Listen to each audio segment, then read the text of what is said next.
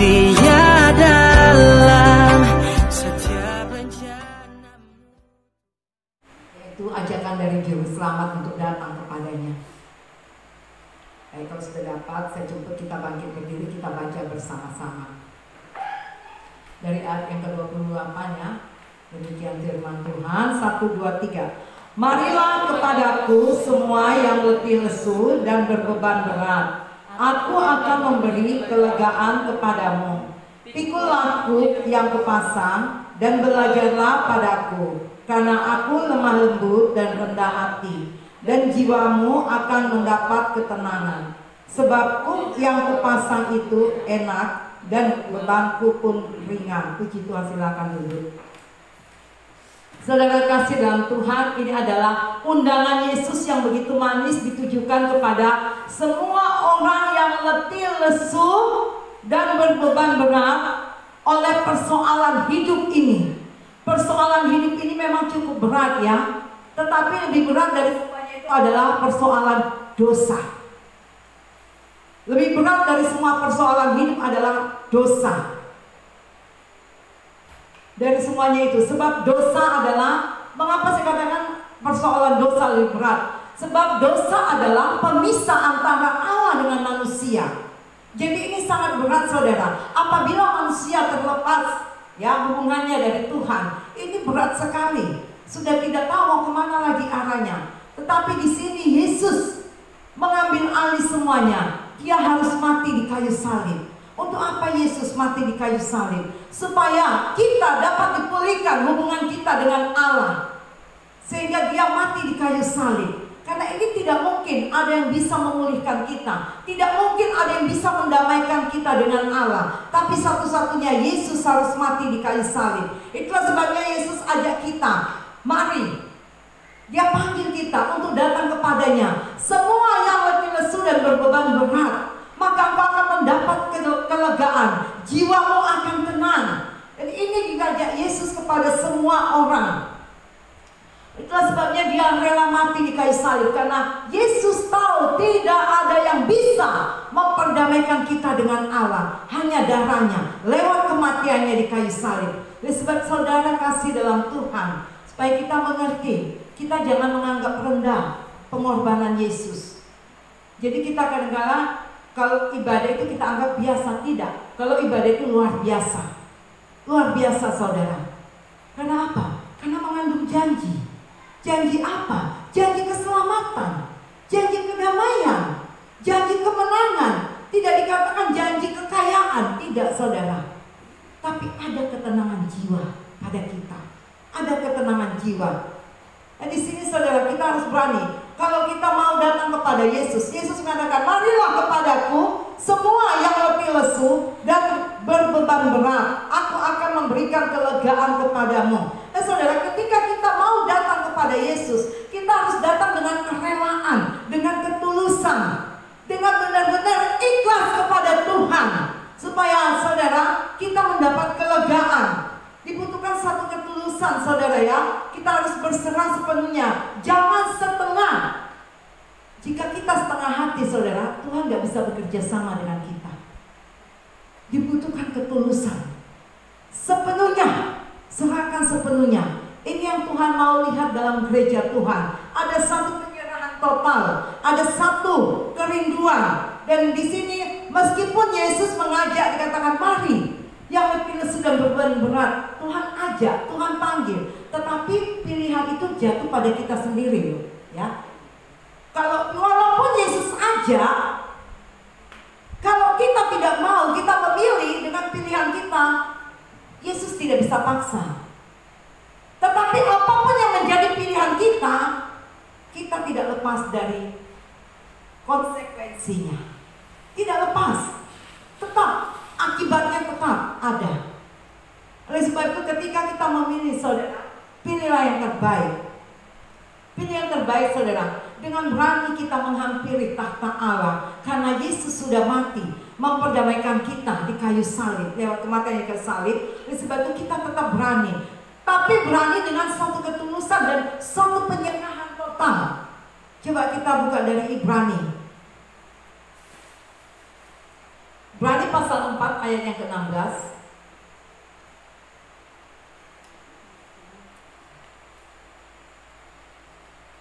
Boleh baca.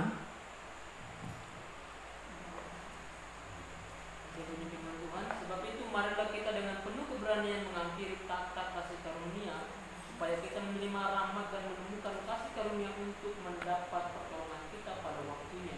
Sebab itu marilah kita dengan penuh keberanian menghampiri takhta kasih karunia, hampiri Allah, karena besar kasih karunia Allah diberikan kepada kita. Ini kita perlu berani, saudara. Saudara berani melepaskan semuanya. Apa yang harus kita lepaskan? Yaitu salah satunya apa? Kebiasaan-kebiasaan lama kita, ya, sakit hati kita, keterpurukan kita, kebencian kita. Lepaskan semuanya. Berikan tempat bagi Yesus yang menjadi pengemudi dalam hidupmu, dan kau melepaskan tanganmu. Biarkan, izinkan Yesus sebagai jurumudimu dalam hidupmu. Lepaskan semuanya supaya kita berani datang kepadanya, tapi berani juga meninggalkan sesuatu yang Tuhan tidak kehendaki.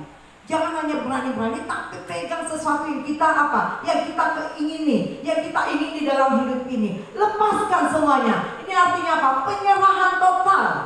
Penyerahan total. Jangan pegang. Kita bilang kita mengasihi Tuhan. Tuhan baik. Nah, tapi saya bingung ya, kadang-kadang kita sudah diundang ya, doa, besok doa pengerja. Tetapi bisa juga nggak datang. Ini yang saya heran. Sebenarnya Tuhan itu yang baik model apa bagi kita? Tuhan yang baik yang bagaimana? Ini yang saya tanya ya. Kita bilang Tuhan baik, tapi kita bagaimana? Apa kurang baik Tuhan itu? Ini saudara, jadi apa yang sudah diumumkan, saudara, kita harus mengerti. Jangan menganggap rendah pengorbanan Yesus di kayu salib. Beban dosa itu sangat berat, ya. Mungkin beban hidup berat, tapi yang berat adalah beban dosa. Nah, Yesus baik, dia mati di kayu salib. Terus bagaimana dengan kita? Berani datang menghampiri takhta kasih karunia Allah, karena kita juga harus berani melepaskan yang Tuhan tidak kehendaki. Ini saudara, kadang-kadang kita begini. Mana ya janji Tuhan, kok nggak datang-datang? Gimana ya janji Tuhan, sudah sekian lamanya begini-begini. Saudara, dengan baik, kadang-kadang kita sampai bertahun-tahun, butuh bertahun-tahun, bahkan mungkin sampai seumur hidup bisa nggak mengerti kehendak Tuhan. Apa yang menjadi penghalang untuk janji Tuhan sampai kepada kita, untuk janji Tuhan kita nikmati? Apa yang menjadi penghalang? Kadang-kadang itu datang, yang paling utama datang dari dalam diri kita sendiri loh. Ya. Apa yang Tuhan tidak kehendaki, berani lepaskan. Ini yang menjadi penghalang. Dari dalam diri kita paling banyak menghalangi janji Tuhan itu. Bukan dari orang lain, tapi dari dalam diri kita sendiri. Kita harus berani dikatakan untuk menerima rahmat dan menemukan kasih karunia untuk mendapat pertolongan kita pada waktunya. Untuk mendapat pertolongan kita pada waktunya. Sekarang kita kembali ke Matius tadi, di ayat yang ke-29. Ayat yang ke-29, demikian firman Tuhan. Pikulah kuk yang kupasang dan belajarlah padaku, karena aku lemah lembut dan rendah hati, dan jiwamu akan mendapat ketenangan. Saudara kasih dalam Tuhan, pikulah kuk yang kupasang. Saudara, kuk ini apa? Kuk ini boleh kita artikan seperti beban. Beban yang diberikan kepada kita. Tapi kuk ini juga bisa berbicara tentang ketaatan. Pikulah kuk yang kupasang, dikatakan begitu. Kalau kuk ini supaya lebih jelas, itu ada, kalau di kita sana kerbau ya, yang dipasang, ada 2 ekor, dikasih kayu di lehernya. Dan ini kerbau ini atau sapi ini harus seimbang ukurannya, supaya bisa bersamaan menanggung beban ini, supaya bisa bersama-sama. Tidak boleh lebih besar ini, lebih kecil ini, tetapi harus sama, supaya bisa sama-sama menanggung beban dan jalan bersama memikul kuk ini. Jadi tidak berat sebelah. Mungkin yang lebih tinggi nanti dia lebih berat pikul, yang kecil tidak. Tidak ya. Makanya diminta yang seimbang. Ditaruh yang seimbang, harus yang seimbang, harus yang sama. Jadi sepenanggungan. Jadi ini juga berbicara tentang keterikatan, tanggung jawab, ketaatan ada di dalamnya. Kenapa saudara? Firman Tuhan katakan, pikul laku yang kupasang dan belajarlah daripadaku. Apa yang harus kita belajar dari Tuhan Yesus, saudara? Salah satunya kelemah lembutan. Yang lain rendah hati, gak sombong. Maka engkau akan mendapat kelegaan dalam jiwamu. Dikatakan Tuhan paling menentang orang sombong.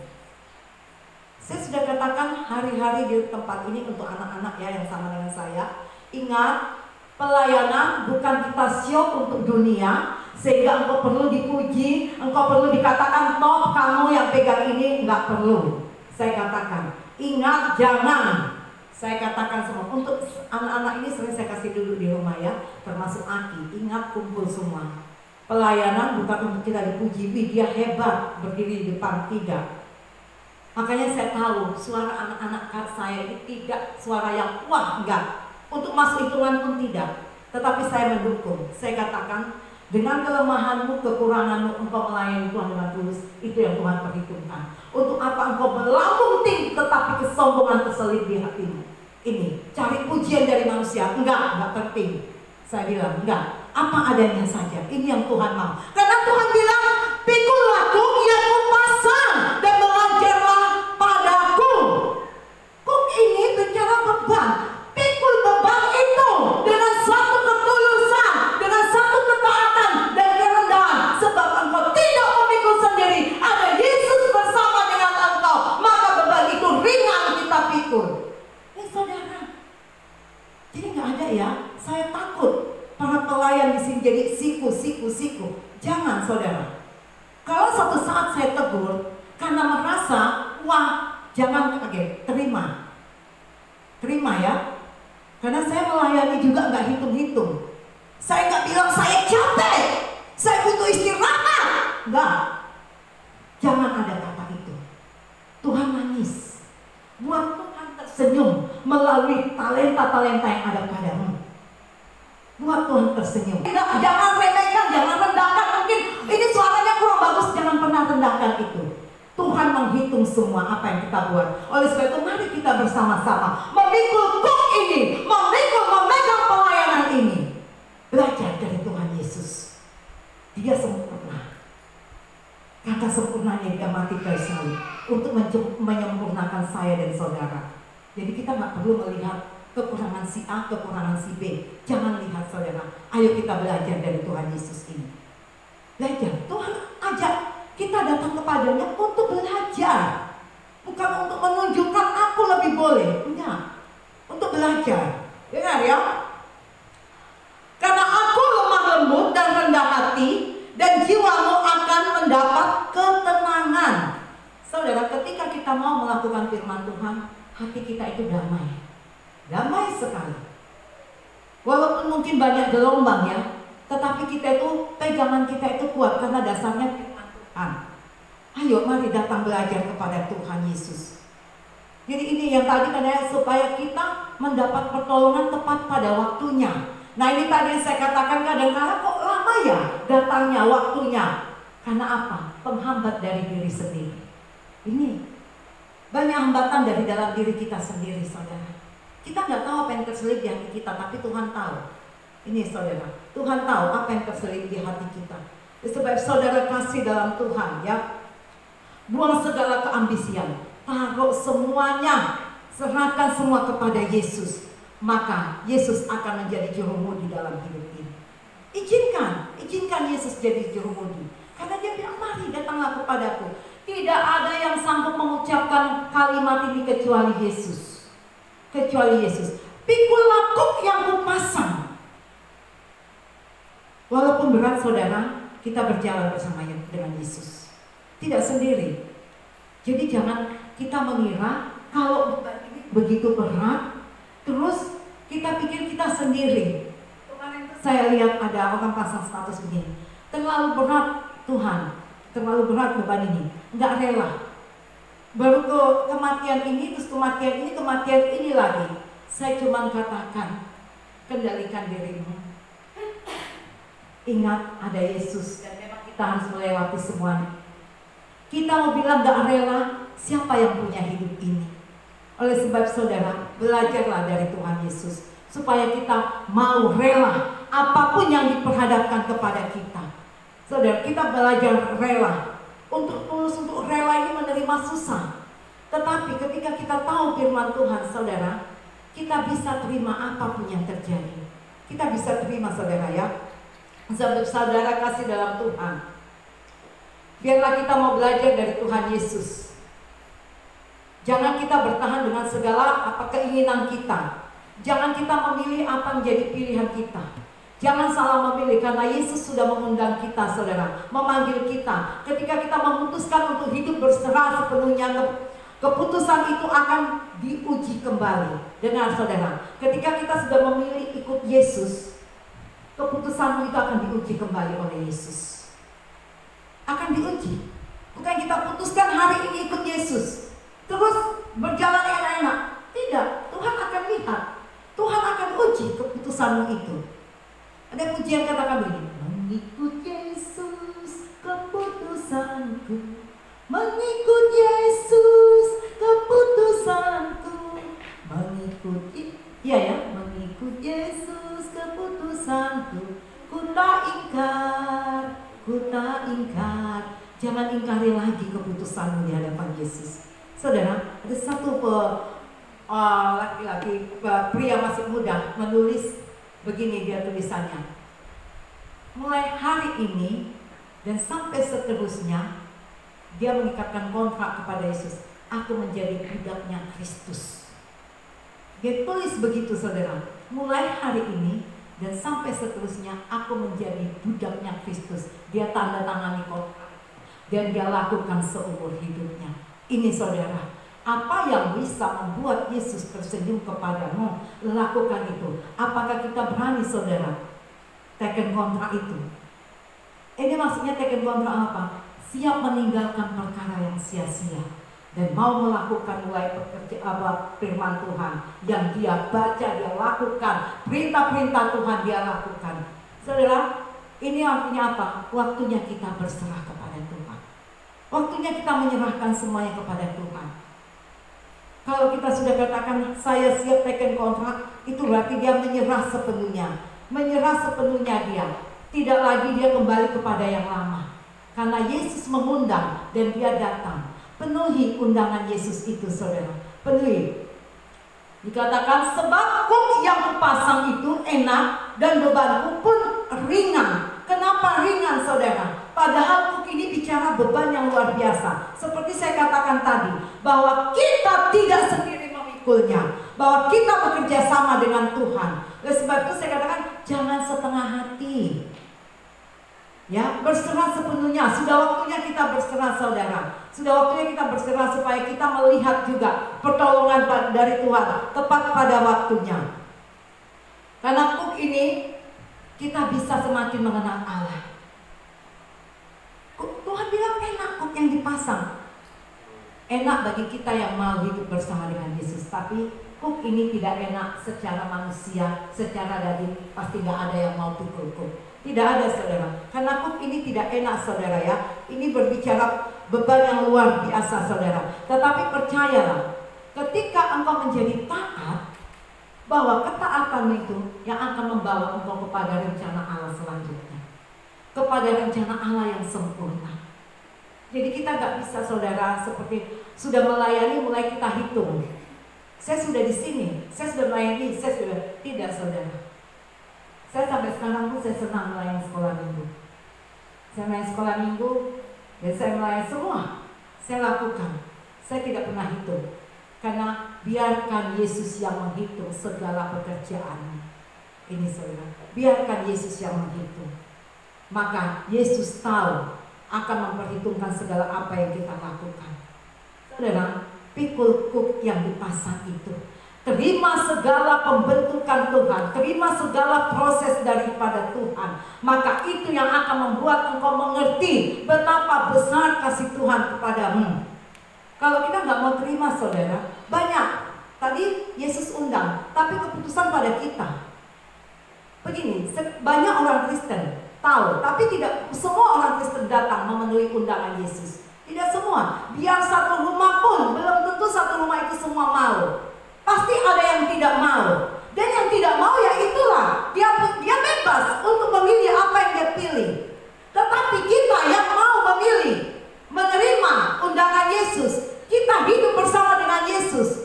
Dan ada satu hal yang Yesus tetap catat apa yang kita pilih, apa yang kita lakukan. Jadi saya katakan saudara, tidak sia-sia jika engkau memilih berjalan bersama dengan Yesus. Meskipun dunia ini mungkin merasa aneh, tidak memperhitungkan, dianggap biasa, dianggap nggak ada apa-apa, nggak ngaruh. Tetapi ingat, engkau mempengaruhi kerajaan Allah.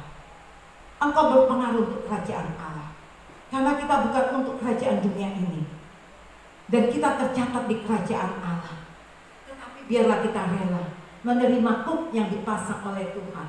Perlu kita belajar terus dari Tuhan. Selama kita hidup saudara, kita tidak berhenti belajar. Jangan pikir kita sudah melayani, sudah cukup. Saya sudah menjadi hamba Tuhan. Tidak saudara. Setiap hari termasuk apa kejadian di sekitar kita, itu termasuk pembelajaran. Mungkin sesama kita dalam rumah pun, kita termasuk itu pelajaran. Dan apa yang proses yang Tuhan berikan, mungkin kesehatan kayak apa tadi, sudah tua mungkin jadi sakit-sakit. Ini pun satu proses dan pembelajaran bagi kita. Iya, seperti apa parahnya dulu saya sakit, tapi bisa pulih kembali. Karena apa saudara? Saya tetap berjalan bersama dengan Tuhan. Dan itu satu pelajaran bagi saya. Satu pelajaran bahwa saya tahu Tuhan sedang memperhatikan saya lewat sakit penyakit yang saya alami. Saya sedang diperhatikan Tuhan. Dan jangan kita berpikir kita ditinggalkan Tuhan ketika kita sakit, ketika kita sulit. Tidak saudara. Dan Tuhan mau mengenal hati kita, mau melihat sedalam apa kita mengasihi Tuhan, sedalam apa kita mau memikul kuk yang Tuhan berikan pada kita. Jangan kita merasa sendiri, tidak. Tetapi pikul kuk itu bersama dengan Tuhan dan selalu andalkan Tuhan. Saudara, sedikit memang marilah kepadaku, Tuhan bilang, datang. Untuk apa? Belajar. Apa yang perlu kita pelajari? Terutama kehidupan kita sehari-hari, saudara. Ini perlu kita belajar. Banyak hari demi hari kita dibentuk, makin mengerti. Gita ini sudah 6 tahun ya tinggal dengan saya. Pertama dia tinggal dengan saya itu, saya rasa aneh. Dan saya rasanya bagaimana ya? Tapi seiring berjalannya waktu, saya pelajari, saya semakin mengerti. Dan dia juga demikian. Dia mempelajari keadaan saya dan dia pun makin mengerti. Oh, mami maunya begini, mau maminya begini. Jadi kita semakin mengerti saudara, hari demi hari kita ikut Tuhan, kita pelajari firman Tuhan, kita nggak semakin kerdil saudara, tapi kita semakin mengerti, mulai ada perubahan-perubahan hidup. Jadi kita semakin mengerti, belajar dari firman Tuhan. Perubahan itu akan terlihat dalam kehidupan kita. Ini saudara, dan saya mulai mengerti, oh, keadaan anak ini begini. Ini Tessa keadaannya begini. Kalau Ella ini begini, kalau Yakub ini begini. Satu-satu saya diam, saya rangkum dalam hati saya, dan saya mulai mengerti, dan anak-anaknya mulai mengerti, ya. Tadinya kalau kakak, apaan? Nah ini kata apaan ini ya? Apa sih? Tapi sekarang apa? Berubah tuh. Iya mami. Kakak ini mungkin hatinya pun jengkel, tapi iya mami. Nah ini saudara ya, jadi dia pun mulai mengerti apa yang saya kehendaki. Begitu juga kita ikut Tuhan saudara. Kita belajarnya dari yang paling sempurna, yaitu firman Tuhan. Makin hari kita makin mengerti, makin kita menunduk saudara. Enggak kita menunjukkan taring, tidak, makin menunduk saudara. Ini saudara, indahnya ikut Tuhan, indahnya belajar dari Tuhan saudara. Betapa kita bahagia kalau kita belajar dari firman Tuhan. Dan sebab itu saudara kasih dalam Tuhan, hari demi hari kita perlu diperbaharui oleh firman Tuhan. Terus dibentuk. Dan biar kita semakin menyerah. Sudah waktunya kita untuk menyerah Tuhan. Karena Tuhan memanggil kita untuk datang belajar dari Tuhan Yesus sendiri. Dan hari ini firman Tuhan yang singkat kita dengar saudara ya, kesempurnaan itu membawa kita kepada rencana Allah, yaitu kesempurnaan ketaatan kita. Ketaatan kita akan membawa kita kepada rencana Allah yang sempurna sesungguhnya. Amin. Tuhan Yesus.